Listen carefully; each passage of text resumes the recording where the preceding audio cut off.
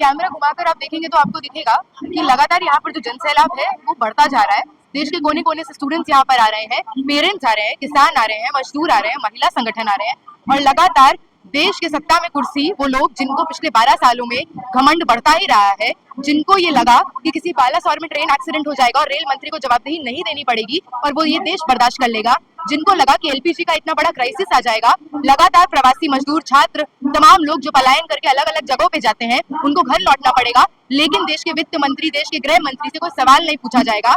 आज उनका घमंड चूर चूर करने का ये आंदोलन जब देश भर में आग की तरह धधक रहा है तो उन्हीं लोगों के पेट में सबसे ज्यादा दर्द हो रहा है। खालिस्तानी सीएनआरसी समान नागरिकता की बात करते हुए महिलाएं लड़ी तो बिकाऊ, लगातार आपको दिखेगा छात्र नौजवान जब भी लड़े हैं, आंदोलन जीवी, टुकड़े टुकड़े गैंग, देशद्रोही, पाकिस्तानी एजेंट, चाइना के एजेंट करार दिए गए हैं। इन सब धब्बों से हमको डर नहीं लगता है, बल्कि हमारी हिम्मत और चौगुनी होती है, क्योंकि ये बात इस चीज का नमूना है कि आपको हमारे आंदोलन से डर लगना शुरू हो गया है। ये डर अच्छा है।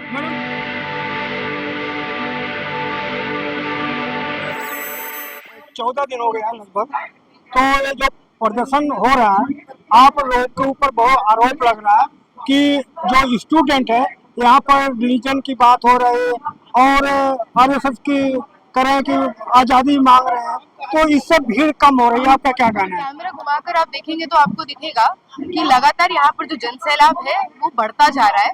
देश के कोने कोने से स्टूडेंट्स यहाँ पर आ रहे हैं, पेरेंट्स आ रहे हैं, किसान आ रहे हैं, मजदूर आ रहे हैं, महिला संगठन आ रहे हैं और लगातार देश के सत्ता में कुर्सी वो लोग जिनको पिछले 12 सालों में घमंड बढ़ता ही रहा है, जिनको ये लगा कि किसी बालासोर में ट्रेन एक्सीडेंट हो जाएगा और रेल मंत्री को जवाबदेही नहीं देनी पड़ेगी और वो ये देश बर्दाश्त कर लेगा, जिनको लगा कि एलपीजी का इतना बड़ा क्राइसिस आ जाएगा, लगातार प्रवासी मजदूर, छात्र, तमाम लोग जो पलायन करके अलग अलग जगहों पे जाते हैं उनको घर लौटना पड़ेगा, लेकिन देश के वित्त मंत्री, देश के गृह मंत्री से कोई सवाल नहीं पूछा जाएगा।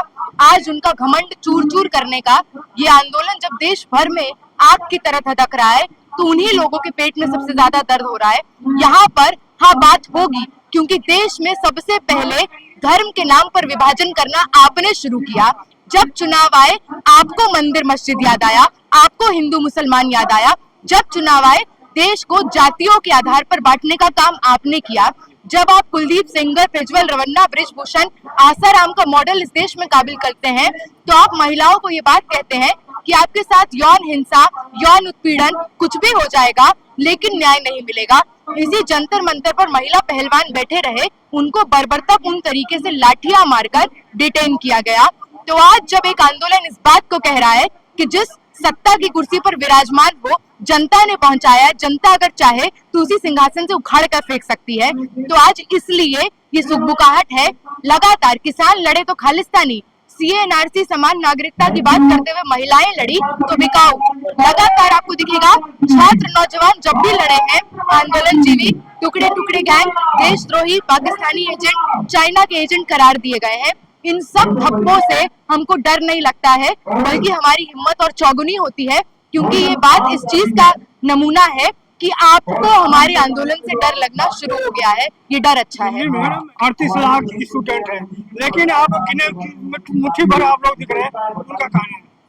तो जिनका ये कहना है वो अपने एसी के कमरों में बड़े बड़े ग्लास सीलिंग में बैठे हुए हैं, जिन लोगों का काम पत्रकारिता के हवाले से भी लोकतंत्र का चौथा स्तंभ बनना था, लोकतंत्र में लोगों की आवाज को बुलंद करना था, वो आपको इस प्रोटेस्ट को कवर करते नहीं दिखेंगे।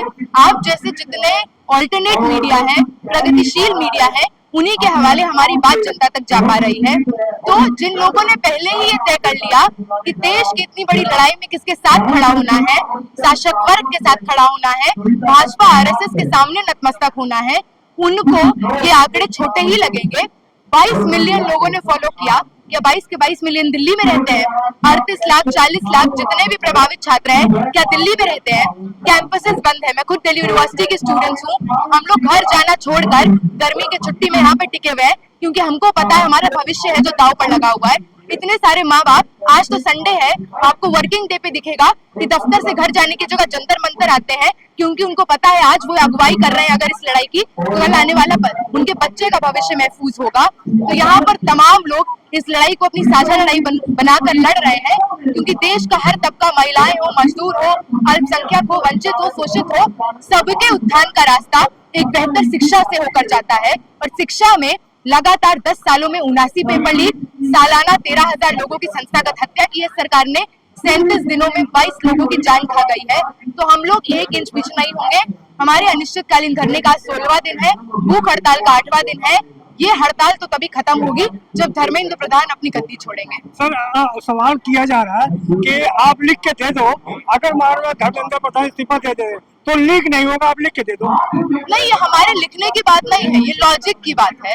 17-18 में आप एनटीए जैसे प्राइवेट एजेंसी को लाए, आपने देश में 1 नेशन 1 एग्जाम किया, आपने एग्जामिनेशन का केंद्रीयकरण किया, सेंट्रलाइजेशन किया। इसीलिए कोई भी एग्जाम जो लीक होगा वो एक बार में 25 लाख 30 लाख स्टूडेंट्स को प्रभावित करेगा। जब पहले सीबीएसई या स्टेट ऑटोनॉमस रूप से इंजीनियरिंग मेडिकल की परीक्षाएं कराता था, तो वहां पे अगर कहीं पे धांधली पकड़ी भी जाती थी, किसी एक जिला के लोगों को प्रभावित करेगा, किसी एक राज्य को प्रभावित करेगा। आज हर एग्जाम जहां पे लीक होगा वो लाखों करोड़ों छात्रों को प्रभावित करेगा। आप ये मॉडल लाए ताकि आप धांधलेबाजी को लेजिटिमाइज करें। लगातार जालाराम ट्रस्ट से लेकर हजारीबाग का स्कूल जब पकड़ा जाता है तो भाजपा के युवा कार्यकर्ताओं का नाम आता है। संजीव मुखिया जो बिहार के नालंदा से पकड़े जाते हैं, उनकी पत्नी एनडीए से चुनाव लड़ती है। तो ये सारी जो गठजोड़ है इन तमाम क्रिमिनल्स की, इन तमाम माफियाओं की, सबका लिंक भाजपा से कैसे है? क्योंकि भाजपा ने ये सुनिश्चित किया कि एक ऐसा मॉडल आए शिक्षा में जहाँ पे उनके आसपास के जो दोस्त हैं उनको मालामाल किया जा सके, और मेहनत मजदूरी कर कर गरीब परिवार, किसान परिवार से आ रहे लोग, उनके सपनों को रौंद दिया जाए। इसीलिए वो पहला सुसाइड नीट के पेपर लीक के बाद होता है तो प्रदीप का होता है, जिनके पिता दिहाड़ी मजदूरी का काम करते थे, बची कुची जमीन बेचकर पढ़ने भेजा कि बेटा अगर डॉक्टर बन जाएगा तो आने वाले परिवार का, आने वाले दिनों में पूरी शक्ल सूरत बदल जाएगी जिंदगी की। और यही सपना लेकर हम सब पाई पाई जोड़कर एग्जाम में बैठते हैं। एक पेपर लीक का मतलब 4 साल 5 साल की मेहनत बर्बाद, एक पेपर लीक का मतलब 1.5 लाख 2 लाख जो कर्ज लेकर माँ बाप पढ़ाते हैं उस पे पानी फिरना। एक पेपर लीक का मतलब आपने तमाम सपनों, एस्पिरेशंस को खत्म कर दिया। एक लास्ट सवाल, मैडम, आप अंजलि शर्मा पहले अपजीत के मंच पे आप दिखती थी, लेकिन आज मैं देख रहा हूँ अलग थलग आप दिख रहे हैं। अलग नहीं है, यहाँ पे पूरा आंदोलन चल रहा है। जंतर मंतर के साइड पे जब आंदोलन चल रहा है तो वाजिब सी बात है। मंच पे नहीं दिख रहे ना? मंच की कैसी बात है, कल हम मंच पे थे, मंच पे कैसे नहीं दिख रहे? आपको देखने की जरूरत है। कल भी तमाम लोग आए, उनके साथ हम मंच पे थे। CPIML के MP आए, राजाराम सिंह जी, उनके साथ हम मंच पे थे। प्रशांत किशोर आए, उनके साथ हम मंच पे थे। संजय सिंह आए, उनसे हम मिलने गए, वो यहाँ पे टेंट में भी आए। जब साझा लड़ाई चलती है तो लोग हो सकता है कि आराम करने के लिए कहीं पे बैठे, अगर हंगर स्ट्राइकर्स है और 6 लोग 5 लोग भूख हड़ताल पर है तो उन्हीं के पास बैठेंगे ना। चलो, धन्यवाद है कि अंजलि शर्मा थी। कैसी नहीं बातचीत पद की मुझे बताया। मैं लाल चंद्र लड़ाई लड़ रहे हैं और ये आप सबकी लड़ाई है। गांव गांव, शहर शहर, गली गली में आवाज उठनी चाहिए कि धर्मेंद्र प्रधान जब तक इस्तीफा नहीं देगा तब तक नौजवान जंतर मंतर की सड़क से बाहर नहीं जाएगा।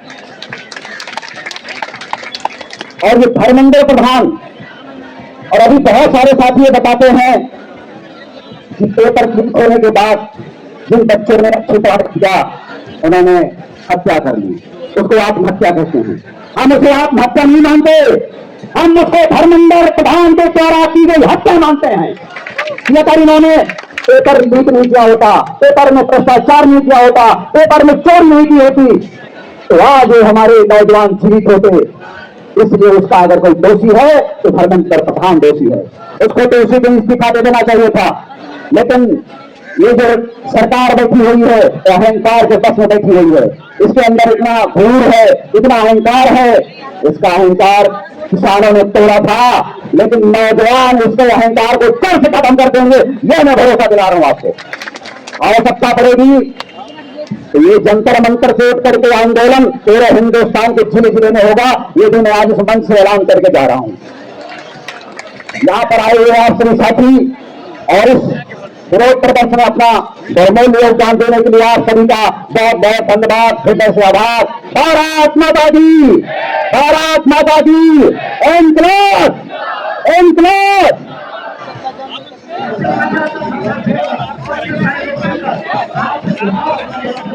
लड़ाई चालू है, अपनी लड़ाई चालू है, अपनी लड़ाई चालू है, अपनी लड़ाई चालू है।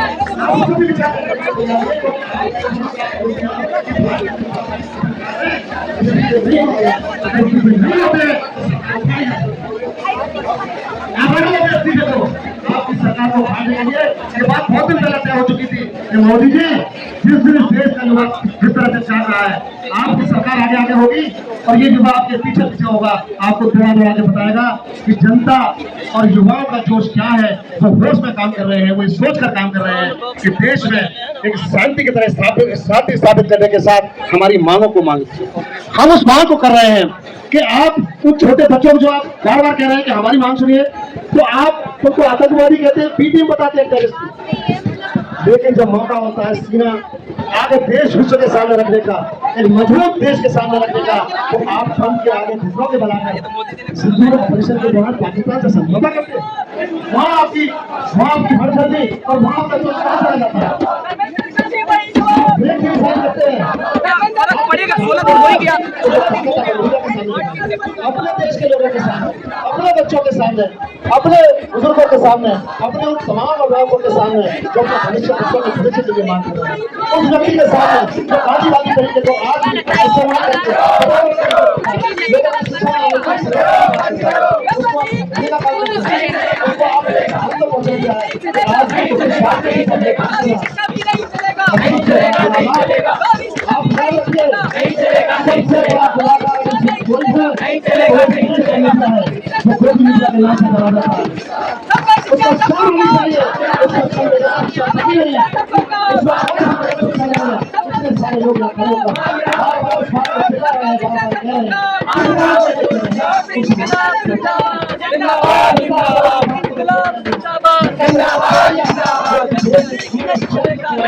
शहरों में नहीं शुरू हो जाए कि अब रुकने वाला नहीं है युवा, उसको सब जगह से साथ मिलना रहेगा। बहुत बहुत धन्यवाद। जय हिंद, जय भारत। ले मशाले अपने देश जी को माइक देना चाहता हूँ, अपनी बात है। भारत माता की, भारत माता की। तो हिंदुस्तान की शिक्षा की बात आएगी और शिक्षा की बात आएगी तो शिक्षा को समझौता,